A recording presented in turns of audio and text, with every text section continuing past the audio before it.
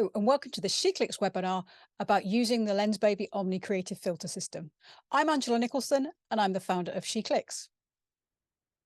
First, we have a word from our sponsor.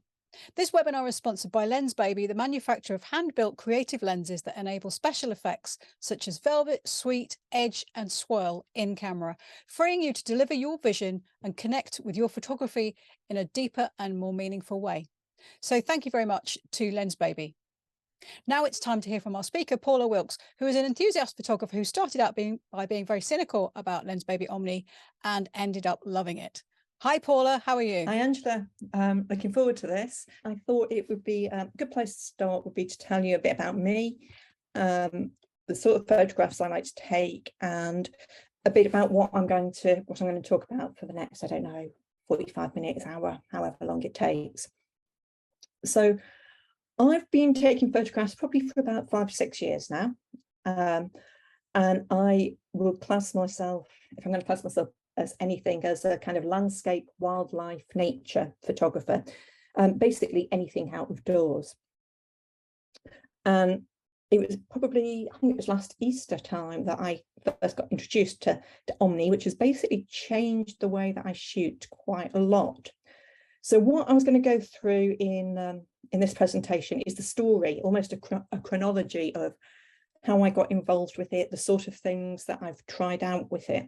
And I've got some sort of facts interspersed along the way. So questions that people often ask me about how to use the system, how does it work, that kind of thing. So hopefully that will be interesting, informative.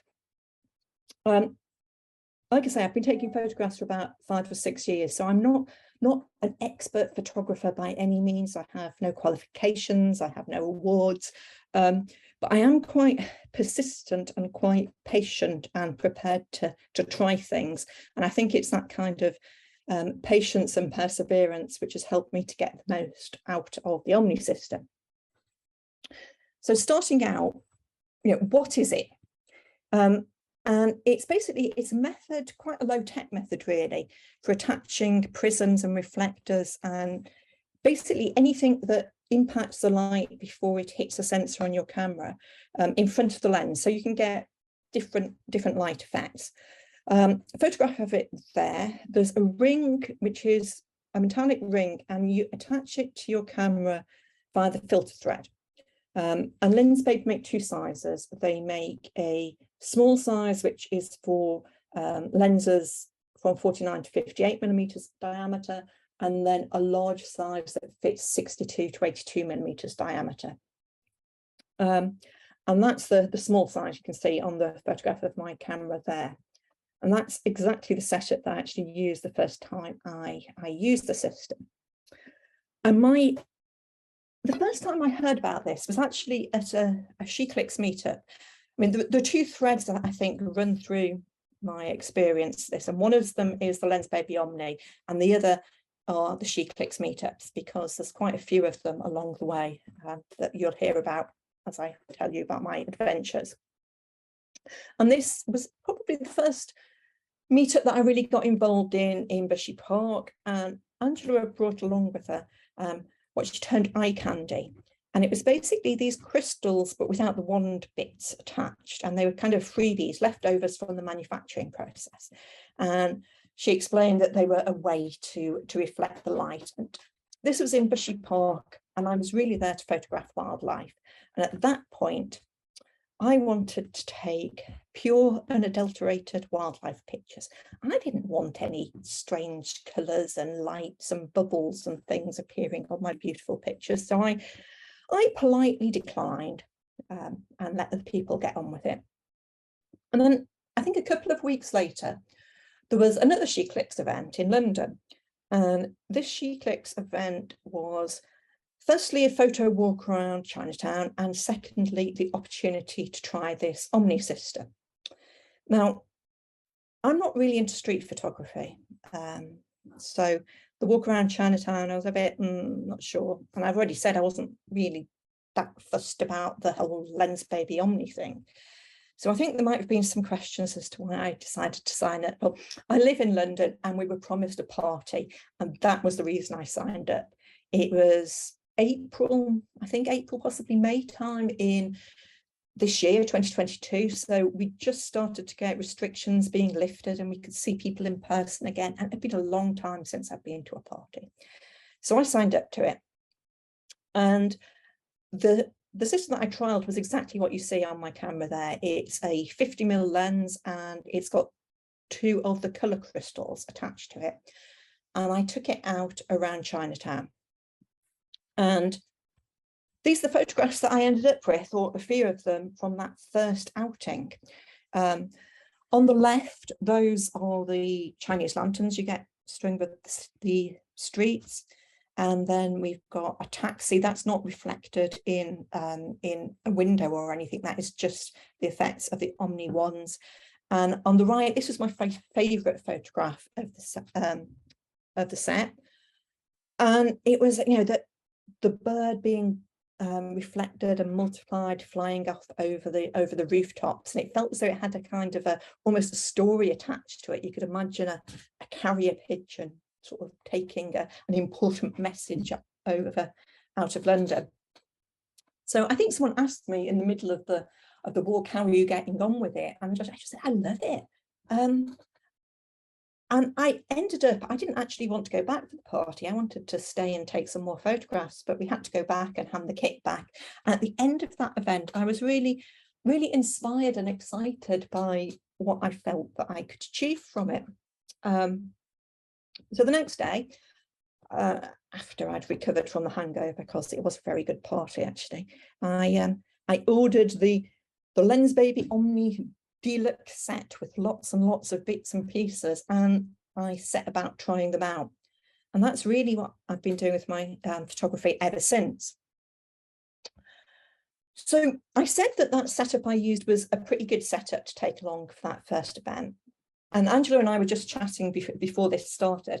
And I said, you know what, if I hadn't had such a good experience that first time, I'd have probably handed the kit back and said, yeah, that's fine, and not given it a second thought. But I looked out and I took this kit along with me. It was just a small 50mm prime lens, because I thought, if I'm out doing sort of street photography in Soho, Chinatown, I don't want to take a big camera with me. So it's quite small and it's light and it's easy to handle with one hand. And that's quite important, because while you've got one hand holding the camera, you've got the other reaching out in front of you and twiddling around with those wands, trying to get them into a position to get some nice effects. You know, it's important to point out at this stage that it is all just trial and error, getting the things in the right position. And sometimes you're moving them and you almost get a flash of something lovely on the viewfinder and then it disappears again. So you have to be quite patient about trying things out. The fact that it was a 50mm prime is also quite important, because it gives you a reasonably shallow depth of field. I have tried using wider angles, but the widest that I've actually ever got any decent results with is about 40mm. If I go down to a 24mm wide angle, I just can't get it to work properly. I live in hope, and I haven't given up yet. But everything that I've taken is either 40mm or longer focal length. It's also quite a small diameter lens, so you can actually get quite a lot of the lens covered with the crystal. When I first started with this, I thought that was a very important factor. I'm not so convinced now. I think it's more the focal length that is important than the size of the lens. But certainly the fact that the lens is light is helpful. And those 2 coloured crystals that you can see there give that kind of multicoloured repetition effect that you could see in the photographs from Chinatown. So fact number 1, something that people ask me is, you know, why can I see the ones in my photos, you know, and it spoils the shot? And the reason for this really is that you haven't got a shallow enough depth of field. So you either need to have a long focal length, so 40mm or longer, or to shoot wide open, and preferably both. So most of the shots that I'm taking at 40-50mm, the apertures sort of f2.8 to f4, any narrower, and I'll start to see the wand. And I think I've got an example a bit later on of certainly one case where that's beginning to creep in. With the very long lenses, you can get away with a slightly narrower aperture, but maybe you don't want to. So you've got to go for that shallow depth of field. Otherwise, you can see the wands. You need to be able to blur them out so that the camera can't focus on the wands.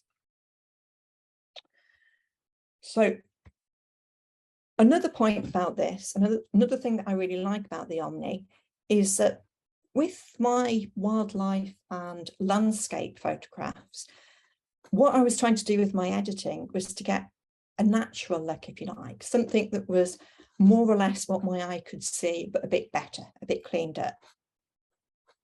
When you're using this system, because what you're getting, or a lot of the time what you're getting is, it can be way off the natural effect. You can do whatever you like with it. The only limit really is your imagination. So that bird flying over the rooftop picture, here's sort of the straight out of camera, and that's, the colours are a bit muddy, and it's a bit there's a bit of haze across there, and that happens quite frequently. Actually, I quite often use a bit of dehaze when I'm editing these photos. Then the middle one is a really vibrant edit, and then the last one is probably my favourite, which is the pastel edit. But there are obviously other things you could do. You could change the colour palette completely, for example. So, maybe in a few months' time, I come back to this one and just change it up. So that, another great thing about the Omni, when it's wet and you can't get out to shoot, you can go back to your pictures and start re-editing them.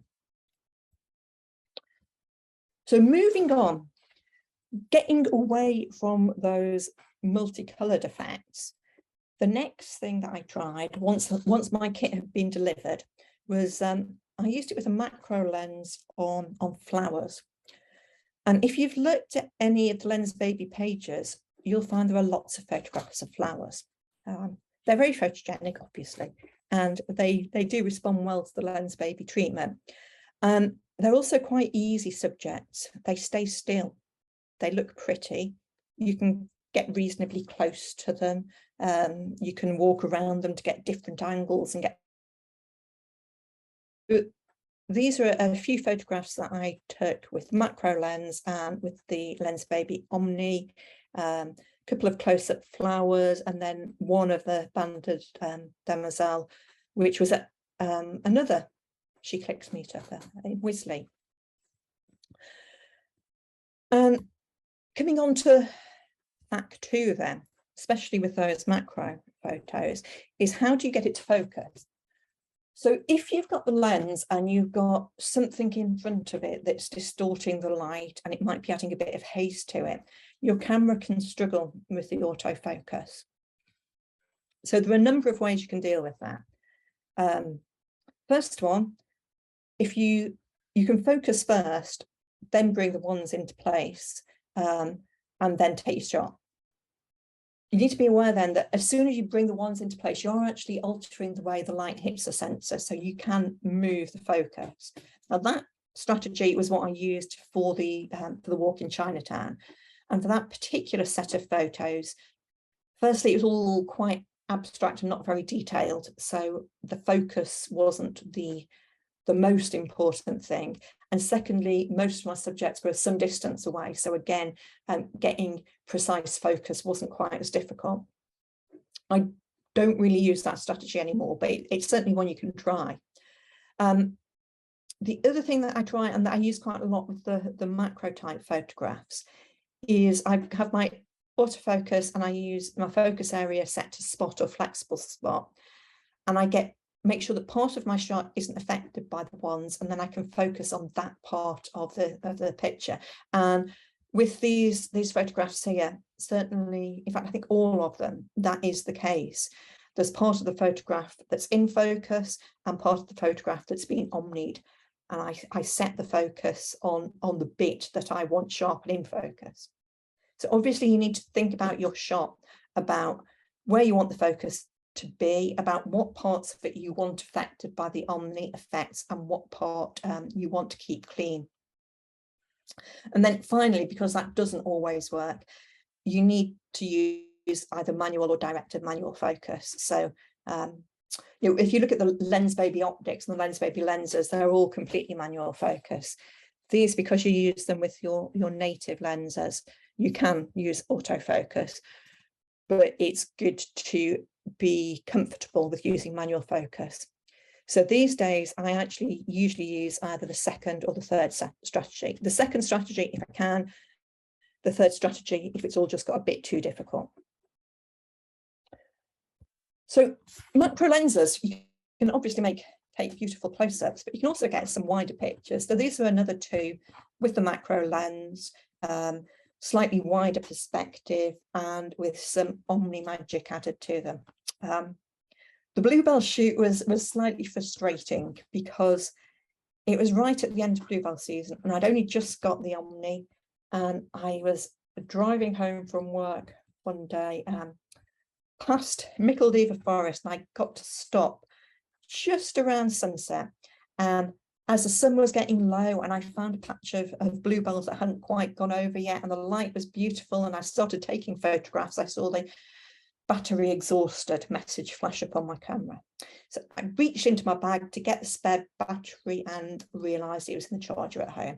So I think I got about 2 or 3 shots.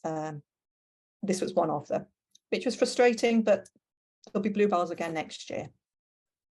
And the one on the right is yet another She Clicks meetup. That's at Thursley Common, and the rest of the crowd were taking beautiful photographs of birds. I think there was a cuckoo, a spotted flycatcher, photographs of, actually at this point, of dragonflies, and I was scrabbling around on the floor trying to get low down enough to take photographs of water lilies with light reflecting on them. I quite like the sort of Monet type feel you get, and how the Omni system has helped to really dapple the light.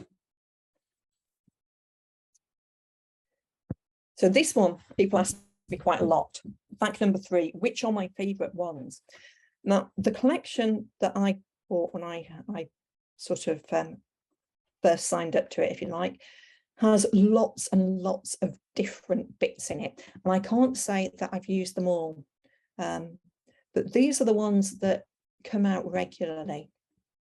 So top to bottom, the names are things that I seem to have gathered from looking at the Lensbaby Unplugged Facebook site. So the top one, they call a seahorse crystal. Then there's a scalloped window, a triangular prism, the 2 colour crystals we've already talked about. The 4th one down apparently is called a melon wedge. And on the right is this reflector that's Swiss cheese, it's called. You can see that's got a bit of a chunk taken out of it. It's been broken. And I will say that these crystals are not the most robust things in the world. You've got to be a bit careful of them. And mine do have some chips and scratches in them. And I'm trying to find the compromise between keeping them, you know, in as good a condition as possible, and actually using them regularly, because if you start having to put them back into individual pouches each time you use them, they are not going to get used very much.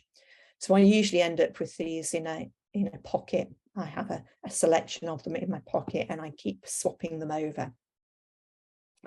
I mentioned you can damage the wands. It's also worth knowing that you can damage your lenses with them. You have them attached to the front of your lens, and if you get a bit too keen, you can bash your lens with them and you can chip your lens. And I know, because I've done it. I'm not going to do it again. And I now have protective filters on all of my lenses so that I don't do it again. So just be aware of that. Either put protective filters on or be very, very careful with them. So moving on, you've seen there's a selection of wands, and some of them add colour effects and some of them don't. So on the left-hand side of this 4, there are 2 pictures that I've used the colour crystals to add a bit of colour to these, the burnet moths and the unfurling bracken. Then on the right, there are a couple of photos where I haven't used the colour crystals. The top one, the marbled white butterfly, it's just one of the, probably the seahorse crystal, couldn't swear to it. And similarly with the bottom with the wild garlic, it looks as though there's a little bit of colour being added in, but that is more that the reflections of the prisms can cause kind of rainbows as well. So it's up to you whether you want to go for the adding artificial colour, if you like, or just slightly changing the light. You can go from the really quite extreme OTT things that we saw earlier to actually quite subtle effects, depending on which ones you use and how you use them. Another one about editing and how you can do different things with the editing. So still with the macro lens, still taking photographs of flowers. And this is a common spotted orchid on the South Downs. And I took lots and lots and lots of photographs of actually particularly this flower spike, as well as other ones. And I found 3 photos there that I'm showing on the left that I quite liked. And there were things about each of them that I quite liked. But I actually wanted a combination, so that I took all 3 and created the multi-exposure on the right in Photoshop. Before I got involved with Lensbaby and Lensbaby Omni, I really didn't used to use Photoshop at all, and now I use it quite a lot. I'm no expert by any means. I'm just basically use Google and YouTube, and I try and work out what it is that I want, and then Google and give it a go. Again, it's a rainy Sunday afternoon pursuit for me, really, this the photo editing and Photoshop. But I think with this kind of photograph, it is really well worth actually going for the editing to make those effects that you're getting even more so, even more pronounced. So this is the next one, London South Bank. So I went out again with exactly the same setup that I used in Chinatown. And I wanted to see, could I get the same sort of image? When I work in London, I work on the South Bank. So it seemed like the obvious opportunity to go there on a sunny evening after work. I think this might have been late May time. And there was really bright sunlight. And those first 3 that you see there, they're all taken from pretty much the same spot, which is under Westminster Bridge, looking out to Big Ben across the river. And it's quite a well-known photo spot. You will see lots and lots of photographs if you Google it of the people have taken in that spot. But I reckon none of them will look the same as these 3. Like I say, they're all taken from the same place, probably the same day. I did go out 2 consecutive days, so it might have been different days. And they're all really different. Different doesn't necessarily mean better, of course, but it does. There is the potential of getting something completely unique. And I know that I couldn't actually reproduce any of these shots. If I went back to try and get them, I couldn't get them again. It was purely the combination of the light, the precise position I was standing, the precise position of the wands, how I rotated them. It really does become kind of a one of a kind. And the final one, the 4th one there, is those, as I say, it was very bright, and it was just the reflections of the light coming off the ripples on the Thames and kind of obscuring the House of Parliament and Big Ben, and I quite like that effect too. So I've talked about editing, and people have asked me, do you have to do a lot of editing to get your shots the way you want them? And actually, no, you don't. I mean, you can, and I quite like to if it works, but you don't necessarily have to do a lot. So here's 2 of them with the straight out of camera shot on the left, and right is the edited shot. So we've had levels adjusted, a bit of brightness, the shadows brought up, the highlights taken down. On the right, on the blue one, I think there's a bit of dehazing there, and maybe a bit of colour shift in there. but basically not very much at all for these photographs to get the picture that I want. Certainly no more than I would have done on my usual landscape shots, I don't think. So I've got the landscape and I got some of the nature. And the next challenge on my list was wildlife. Now, I booked to go to Scoma, well before I knew about Omni. And I think with some of the SheClips group at this time, I'd been talking to them and they were kind of teasing me gently about my obsession with all things Omni and how every photograph that I had was now an Omni photo. And thank you to Liz actually for this photograph. She took this photograph of me on yet another Bushy Park meetup, specifically so we could put it in there was an article in Amateur Photographer that was out this week that had some pictures in there. So she took that of me for that particular article. And that was the setup that I used on Scoma to take photographs of puffins. So much longer lens, obviously, much heavier and more difficult to handle. And I can't say that it was necessarily easy on the wrists getting this working. You can see my kind of posture there.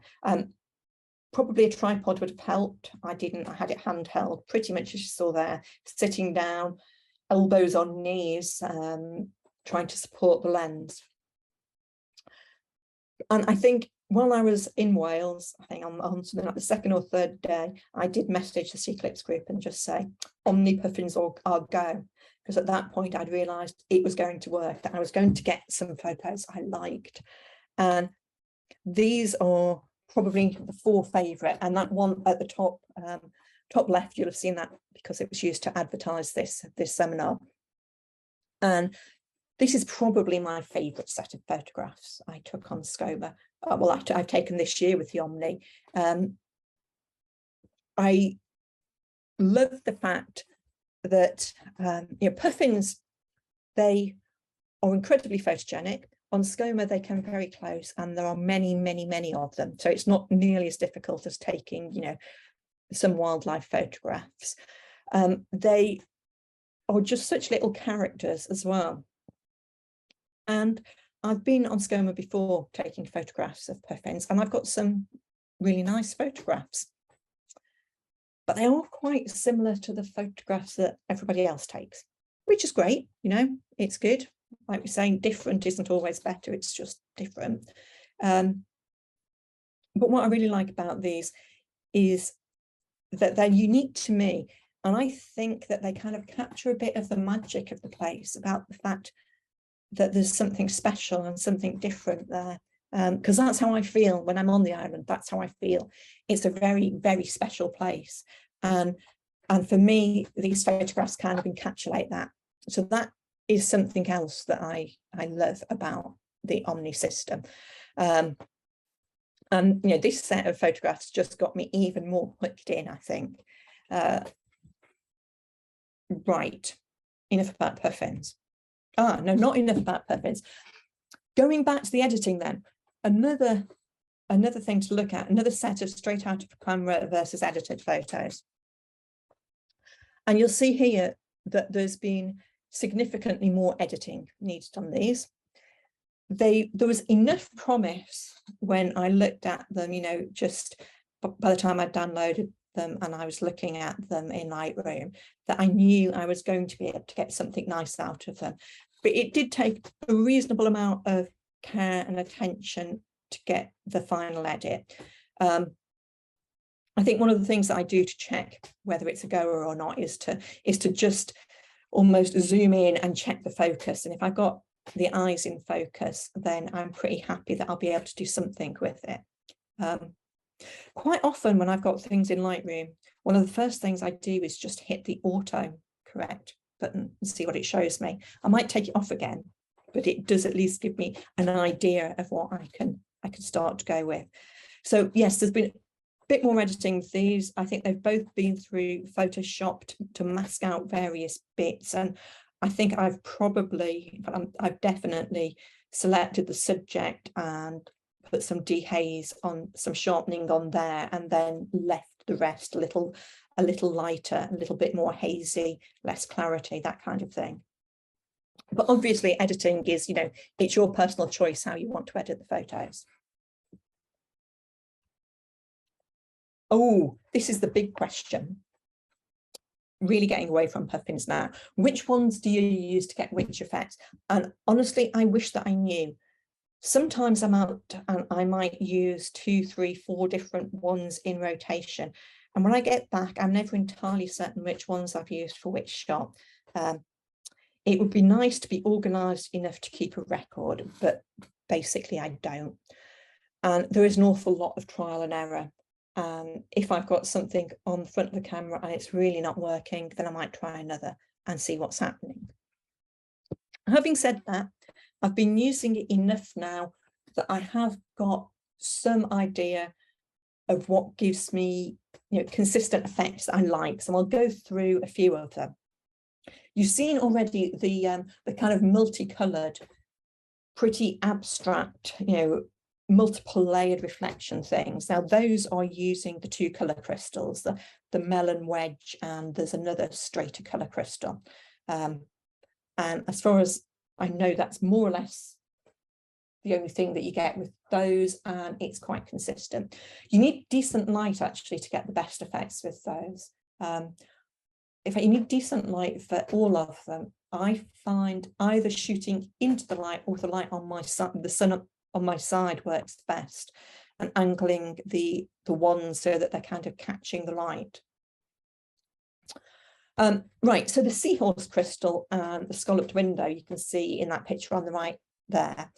And the 2 on the left are using seahorse crystal on its own, and that kind of gives this repetitive effect.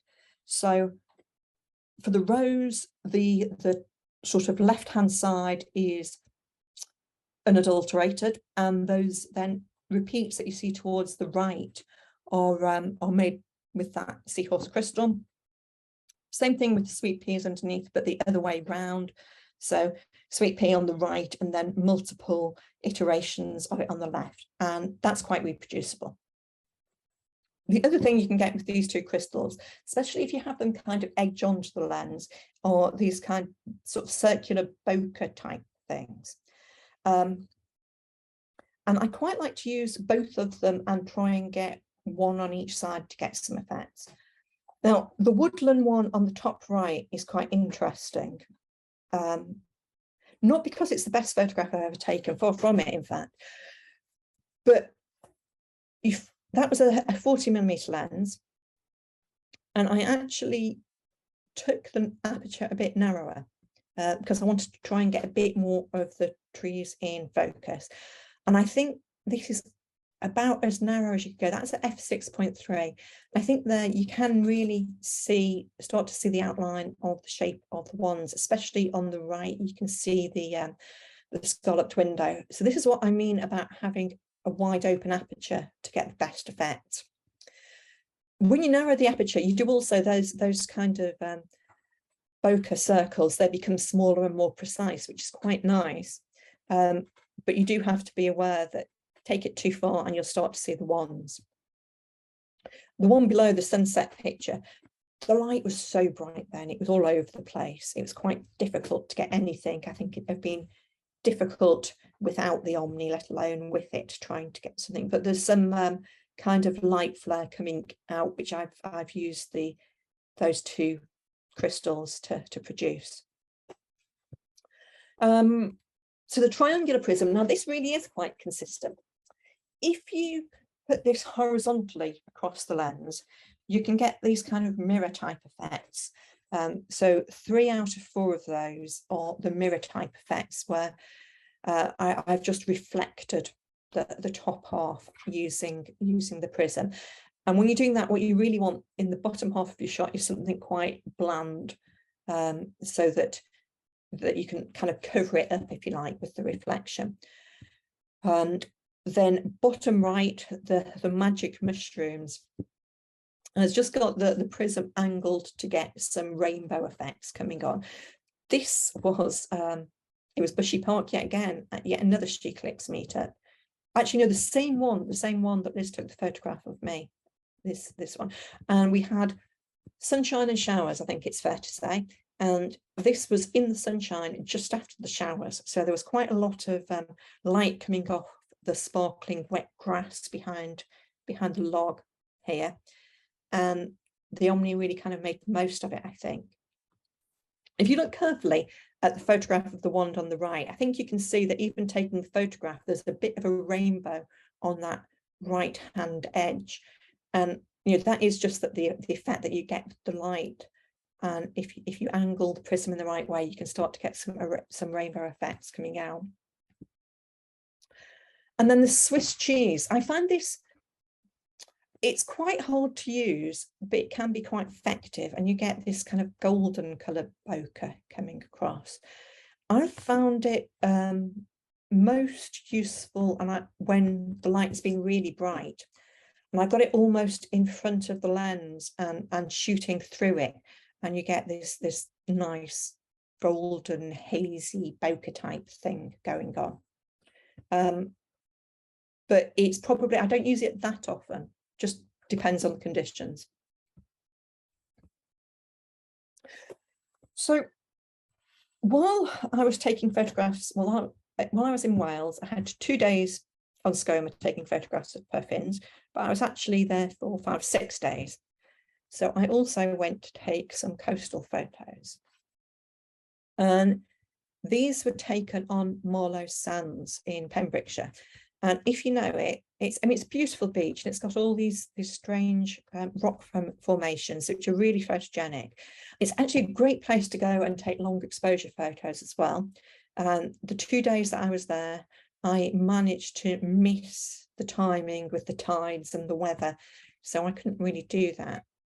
The one on the left, it was a bit sunshine breaking through the clouds, if you like, and this was one of the colour crystals. In fact, they're both colour crystals, but used in quite a sparing way to get this sort of almost semi-abstract repetition of the cliffs in the background and some of the rocks in the foreground.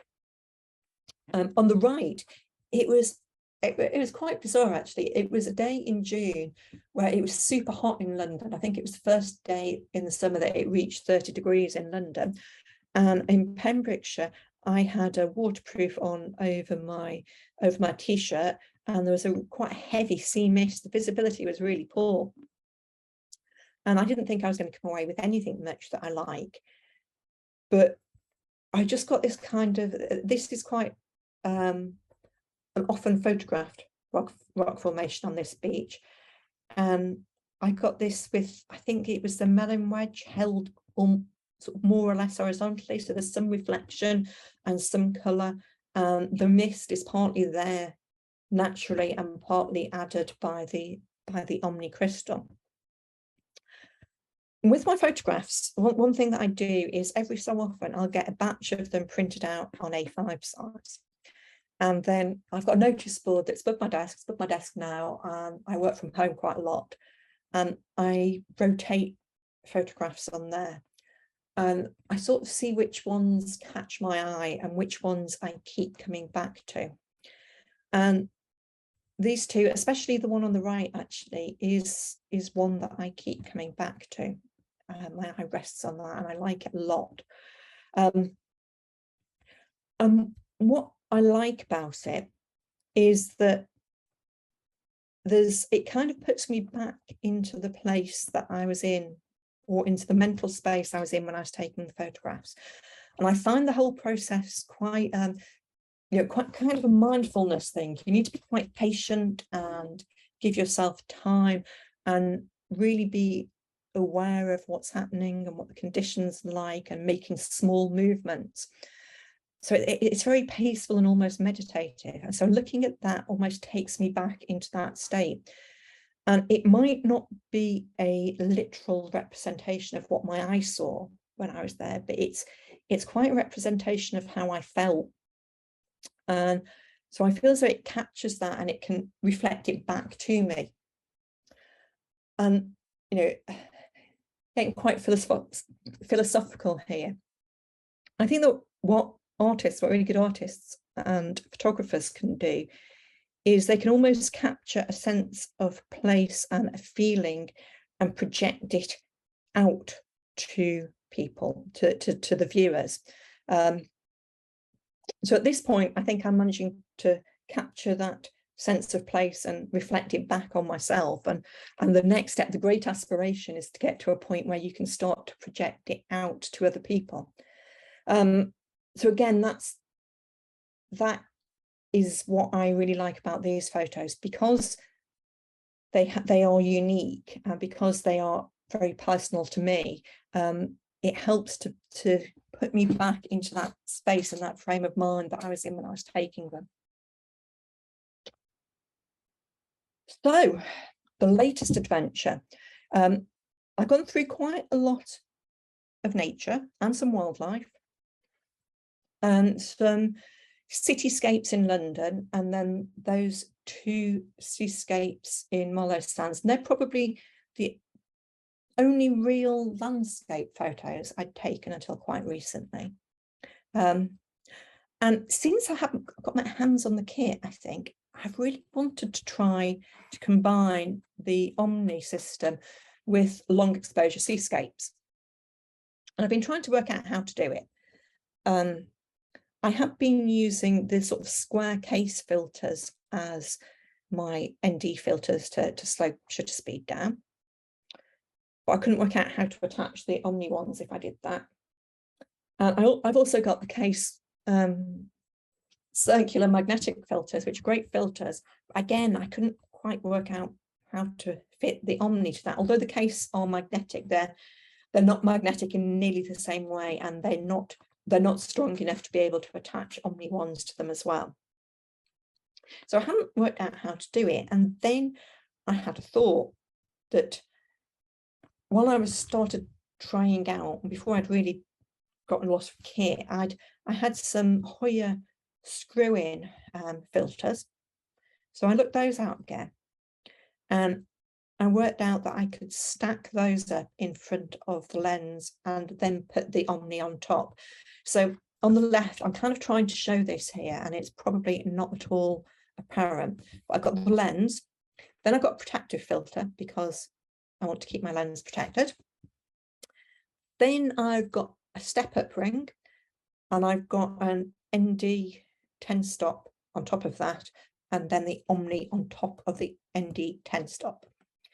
And because you need to have your aperture really wide open when you're using this setup, you don't have as much room to maneuver with aperture to be able to slow shutter speed down, which is why you really need quite dark filters to get it to work.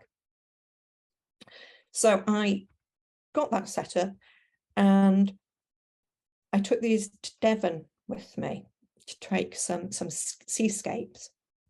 And these are the results of the photographs that I took in Devon. I wasn't particularly lucky with the weather in Devon, but I think I had 2, maybe 3 days when I was able to take some decent photos. And again, I really like these photographs. Probably my second favourite set after the puffins. I was using the colour crystals with these, and I wasn't expecting to. When I went down there, I thought I was going to be using things like the seahorse crystal to get some kind of circles or bokeh reflecting off the waves. But then when I tried the colours, things started to come together. I think it gives almost a bruised effect to the sky when you see bruises going multicolours, and sort of really brings out the storminess and the moodiness of it. And then the bottom right is going a bit more OTT with one, I think it's the melon wedge, and this was right about sunset, so it was just reflecting the sunset multiple times. So again, it's another set that I'm really pleased with, and I feel quite unique, and really helped put me back in the place that I was when I took these photographs. So this is the last last of the facts, really. People have said to me, I've tried using the Omni things, but do you know what? Most of my photos, they just don't really work very well. And I will say that yes, me too. Most of the photographs I take using the Omni don't work very well. But it's kind of a numbers game. And there's a lot of trial and error attached to it. A lot of rejected shots, a lot more error than not. But then you get that handful that are a bit special, like the puffins and like the seascapes. So if you want to persevere with it, I will say, make sure you give yourself time. So don't use them on, when you haven't got much time to take photographs. You're not going to get it to work if you've got to just take a quick half hour or something. And don't use them on a high stakes shoot when you really need to come away with something good. And flowers are perfect subjects. They might not be the most exciting subjects, but they don't move. They're pretty.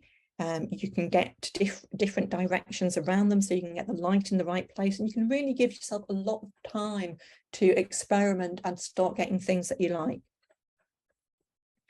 I will say that with the Omni, and also actually with the Lensbaby lenses, I haven't used those nearly as much. I've got a couple that I'm just early in my learning phase with those, but you really have to commit to them.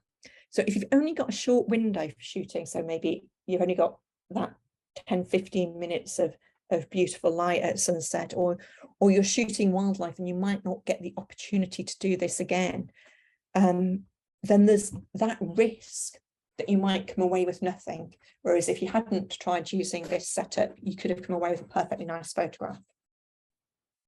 So you have to commit to it, and you have to be prepared to take that risk. And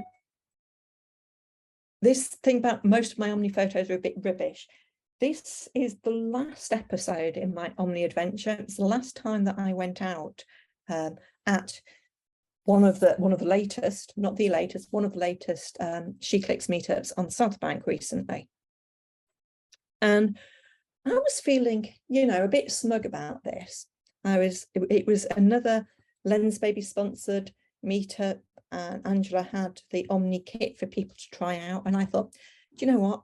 I have walked along this path many times to and from work. I know the views, I know the spots. I've taken some really nice photographs there already. I'm pretty sure that I can get some decent shots using the Omni. And not only that, but I reckon I can probably help someone. People get decent shots. Well, they know what they say about pride. And for quite a lot of that morning, at least, I couldn't really find anything that I wanted to shoot. I couldn't see anything that was really speaking to me. I was putting the ones in front of my lenses and twiddling them about and not really getting anything that spoke to me. So, the morning, I've got these two photos, and the one on the left is probably the best that I got for the first hour, 2 hours. I think somebody said to me, one of the ladies on the shoot said to me, I can't really get this to work. And I had to admit, yeah, no, me neither, actually. So it's fine, that one on the left, but it's not really anything special. And then I think just before we stopped to have lunch, I got that one on the right. And that was using the triangular prism horizontally across the lens, so you can get the reflection in the river below. Obviously, it wasn't black and white when I was viewing it on my camera. It was in colour. Because I know this area and I have taken photographs of it on many occasions, I knew that it would work nicely in black and white. I knew that the contrasts and the tones would come out. So I was quite happy that this, and there's another one, similar one that I took, were going to be reasonable. So I stopped for lunch thinking, well, I've probably got a couple of photographs that are going to be okay. So that's worth coming out. In my view, if I get 2 really nice photos from a shoot, then it's worth coming out. Another piece of advice, actually, when you're taking this kind of shot, is make sure you review them. So look at them, try and look at them quite critically, zoom in and check the focus, because there's nothing worse than getting home and finding the shot that's almost there, but actually I just didn't quite get that thing in focus. So I'd done that on this one, and I knew that St. Paul's was in focus, and I knew that it was probably going to work and edit it nicely, and it did. And then towards the end of the day, in the evening, we went up to the rooftops on One New Change. Views across London, it's just opposite St. Paul's, and these are the photographs I took then. And I was thinking, yeah, this is why I came out. These are the shots that I wanted to get. So on the left there, that's St. Paul's with that colour melon wedge thing to get those reflections, and that was right at sunset. In fact, that bright spot that you can see repeated there is actually the sun going down. And then the other two are taken with triangular prism horizontally across the lens to get those reflections, because they wouldn't be there otherwise. So we've got the reflection of the shard and then the reflection of the cityscape. The top half is unadulterated, unomnied, if you like, which meant that I could use the autofocus on that, which was nice. And the bottom half of the picture had, if you like, the balcony, the balustrade of the in there, and so that's what I kind of bounced the reflections off. And this is another occasion where I'm not sure how many people were still left at that point. There must have been maybe around 10, somewhere between 8 and 12 of us still left at that point. And we were all a bit like kids in sweet shop, to be honest, taking photographs of this beautiful sunset and this beautiful view. And I knew that I was surrounded by really good photographers with, decent kit, and they were all going to come away with good photographs of this view. And I think that's why I felt that I could take the risk of using the Omni, because there were going to be lots of photographs of that view, and I was going to see them on Facebook, and I was going to see them all anyway. So I was going to try and get something that was a bit different. And I think that's what I've got here. So another set of photographs that I'm really happy with to sort of add to my Omni portfolio of photographs over the years. So I think since April, when I first got my hands on this, the 3 sets of photographs that I've really enjoyed and liked best are, first of all, the puffins, then the seascapes, and probably finally these photographs that were taken just a couple of weeks ago now. So that's almost the end of what I've got to say. I have a list of top tips here. I think I've spoken about most of them, but just in case I haven't, yeah, put a protective filter on your lens, because you're waving bits of glass around in front of it and you can chip it if you're not careful. Count the ones out and in again. I'm pretty certain that I've lost at least, I know I've lost at least one of them in the woods, because I've managed to put it down somewhere and forgotten to pick it up again. They do chip and scratch, so be aware of that and be a little bit careful with them. Like I say, I'm trying to find a balance between, if I try and be too careful with them, I just won't use them. So they live in my pocket when I'm out walking with them, which is probably not the best place, but it does mean that I use them and I keep swapping them. The small diameter lenses that are lighter are a lot easier on the wrists when you're trying to do things one-handed. You absolutely must have shallow depth of field, or you're going to see the wand in the photo. Get to grips with manual focus on your camera, and maybe practice with it without the Omni in place if you're not used to using it. And just give yourself time. Don't expect it to work straight off. It doesn't. I'd say that my hit rate with Omni is more akin to my hit rate with wildlife than it is for landscape. I always used to find that, I don't know, landscape, if I went out on a landscape shoot, there may be 1 in 10 photos I was pleased with. Wildlife, it was more like 1 in 100. I think Omni is probably more towards the wildlife side. Don't layer up too many ones at a time, because they interact with each other, and it can get quite difficult to work out what's going on and quite confusing. I don't generally use more than 2. I have been known to have 3 on the camera at the same time, but I've moved one of them out of the way.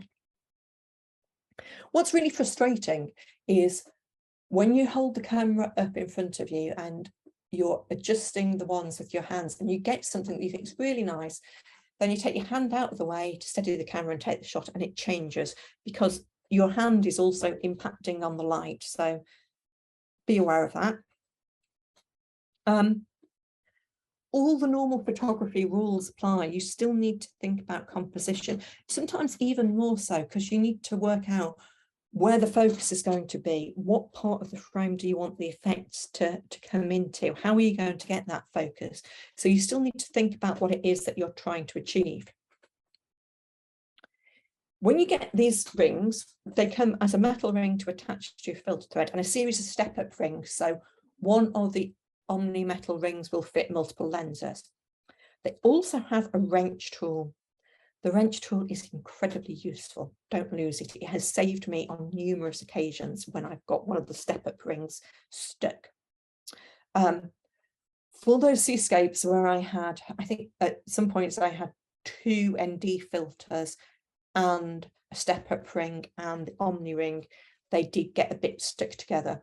And the only way in the end that I could get them apart was to soak them in hot water, but that does work.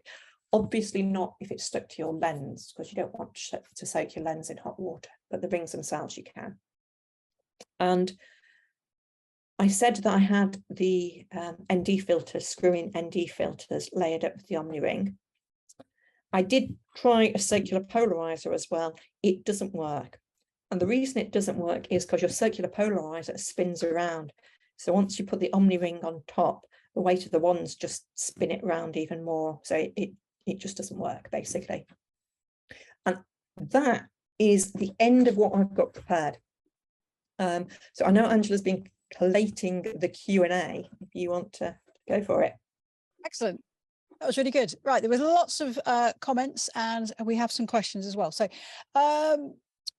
Eileen, and I don't know if this is one you want me to answer or if you want to give it a go. Eileen says she's got a 50 and a 35mm lens for her Nikon D3400 crop sensor. Would she use the 35mm or the 50mm? Both. So 35mm on crop sensor is going to be similar to 50mm on. Yeah. So my camera's full frame. I try both. Basically, they can both work, I think. The only thing I would say is that with crop sensor, although 35mm becomes 50mm, you get less depth of, you get more depth of field at the same aperture. So Eileen, I would think you'd be better off using the 50mm because you will get, say if you shoot at 5.6 using your 50mm on your APS-C format camera, you will get actually a little bit more depth of field than you would if you were shooting with that at full frame. So even though it's because you think you're looking at 70mm, but actually you're looking at 50mm. So it's one of those things. It's a little bit strange. So I would go try the 35, but I think you're probably going to find that you'll be better off with the 50mm. So someone has asked the same question, does crop sensor full frame make a difference? And you might find that you need to use slightly longer lenses than you expect with a crop sensor. I don't know because I've been shooting full frame, so I haven't tried it. What I would say is when you have shot, say you said 50mm, then I would suggest that people also use 50mm when they're on crop sensor and don't think about the multiplication factor. So just pick up the lens. If it says 50mm, that'll be fine. I think that would be the best way of judging it because of the change in the depth of field. What is the longest focal length you've used with the Omnis? 400mm for the puffins, I think. I can probably double check, but I think some of the puffins were at 400. Definitely some of them were at 320. I'm just double checking.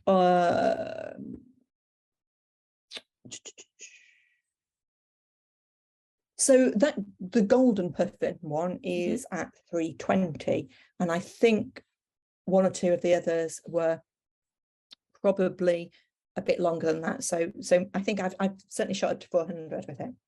Right. Great. Okay. Do you ever use Lensbaby lenses as well as the Omni system? And if so, which lenses do you use? So yes, I have fairly recently at the photography show, actually in September, I got the Sweet 50, Sweet 80 and Edge 50 that you use with the Composer Pro. So I have been using those. Not nearly as much as the Omni. I've taken them out. I'm still getting used to them, I have to say, and getting the focus exactly where I want it to be. It feels to me as though they're a bit like the Omni in that you've got to give yourself a bit of time and a bit of space to get used to them and the effects that you get from them before you can go out knowing how they're going to turn out. I'm intending to try them out a bit more. And Angela has promised me the loan of an Edge 80 as well to try out. So I'll be using a bit more. I haven't tried to combine them with the Omni. I think that at the moment would be a step too far for me. Yeah, it's another layer of things to think about. It's another, and it's also because with those lenses and the Composer Pro, you're altering. You've got your one hand altering the angle of the lens, the tilt and shift. If you've got another hand on the ones, you haven't got enough hands left, really, I don't think. Well, you can tighten up with the Composer Pro. You can tighten up, yeah, once you've got the right point, so you can just set it there. So, but it will be then the next thing. But I could see it working quite nicely. Say if you're using the suite, which gives you a central area of sharp focus, and then the blur around, and you can move that around a bit. But then you could have some flare or something going off. Yeah, nice. It's worth saying actually though that the Lensbaby themselves don't suggest that the Omni goes onto those optics. That's partly because their diameter is 46 millimeters, and the smaller step-up ring that you get with the small ring is 49 mil. Now, obviously, you can go and get another step-up ring, as I have done, but I don't know if there's a reason why they haven't gone down to 46. Whether they're thinking that maybe it's just going to get all a bit too complicated. I think it's possibly also an issue of weight, because if you've got a few crystals on there and you've got the weight, then it might start to move it around. The twist mechanism might start to droop. Yeah, you might be better off hand holding, but then again, like we said, it's another layer. Yeah. Okay. Someone just said that basically they wanted to say thank you very much for your talk, and it's great to see someone who's not a Photoshop expert basically having some fun and creating fantastic images. So it makes her feel more confident. So thank you for that. When you're composing a shot with a Lensbaby system, can you see the lovely reflective light immediately, or is it when the shot is taken? And do you use live view? With mirrorless, certainly you can just see it immediately in your viewfinder, live view. Yeah, and you would be able to as well with an SLR. You'll see it in your viewfinder. If you switched on live view, you would see it. It's all kind of that's the point. You can see it happening live, which is really nice. So it's all in camera rather than post capture and having a look. It would be really hard if you couldn't. Yes. Yeah. So actually with these, there's not a great deal of difference between using an SLR and using a mirrorless camera. And mirrorless cameras are in live view all the time. So yeah. Okay. Another question: do all the crystals you have or you have shown come with the kit? Oh, well, just depend on the kit, really, doesn't it? That's an interesting question. They no is the probably the easy answer. There is something called a deluxe collection, and they pretty much all come in that, apart from that Swiss cheese one, actually. The deluxe collection is the one that I bought straight off, mostly because I knew a couple of the things that I wanted. Otherwise, you can buy the ring that has, in combination with, I think, 2 of the crystals that I have used, and then there's various expansion packs. I was just checking what comes in the introduction kit, or basically the starter kit, which is called Lensbaby Omni Creative Filter System, large or small. It doesn't actually have introductory or basic kit in there. It comes with the crystal seahorse, Yeah. And then it's kind of like a lozenge shape crystal, which gives that stretch effect. Oh, I know the one you mean. Yeah. Yep. I don't use it very much, but I know what you mean. Yeah. And then there's one that's like a rainbow film. Yeah. Okay, so that's what's in that one.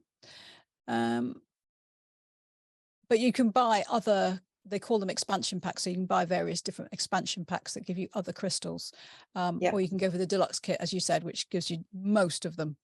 And I think the thing is of there's so them. many more coming out all the time. There's also something called the universal kit, where you have the wands have got little clamps on them, and then you can clamp in your own things. Because actually it's interesting how Lensbaby was inspired to start making this kit was they noticed that wedding photographers were doing things like picking up champagne flutes and shooting through them. So they wanted to try and do something that made it easier. Now, I wouldn't say that you clamp a champagne flute in there, but you might clamp, you know, a bit of broken glass or you know, it could be a sweet wrapper or all sorts of things you might clamp in there. Okay, someone says, thank you very much for the inspiration. She bought the Omni system several months ago and really hasn't got on with them, but she's going to try it out and use some of your tips on focal length and aperture and see what she gets. So that's good news. Make sure you post your pictures because we really like to see how you get on. Someone's got a set, but she's never used them. There is a rectangular Perspex one with coloured filters. Have you used that one? I've tried them, but I haven't. If I haven't used them often, it's because I'm not, because they haven't really worked for me first time. It doesn't mean I won't come back to them, but I haven't so far got anything that that really stands out to me. Right. Okay. It's all about that. You know, you might suddenly be inspired to use it or see something that would work really well with it. So the triangular prism one, getting those horizontal reflections, that, you know, the first time that happened, that was kind of a fluke. And since then I've actually got it working consistently. So now that's something that I have in my mind as a possible thing to try. So I mean, there was, in that whole deluxe kit, there are so many things, and there's kind of the and in the universal expansion pack as well, there are films and coloured bits that might have quilting or reflections, and I haven't even touched quite a lot of them. Is a prime lens preferable, or is a zoom okay if staying at 50mm? Do you know what? I use the prime lens in preference because it's lighter rather than anything else. I've got a 24-70 big zoom, and it's quite heavy. It's substantially bigger than that little 50mm prime. I imagine it would work well. Certainly the puffin and the wildlife were with 100 to 400mm zoom. I've also used a 70 to 200 zoom. So I don't think there's any reason why it shouldn't work. Like I say, for me, the preference on the prime lenses is just that it's a bit lighter and easier to handle when you're going one-handed. When you say shallow depth of field, are you referring to f1.2 or would f2.8 work? And this person shoots micro four thirds. So she was told the Velvet 56. We're kind of crossing into slightly different things. She told the Velvet 56 is a good one to use for micro four thirds, but would love the effects with the wands. So no, you don't need to go down to 1.2, I don't think, is the answer, short answer to that.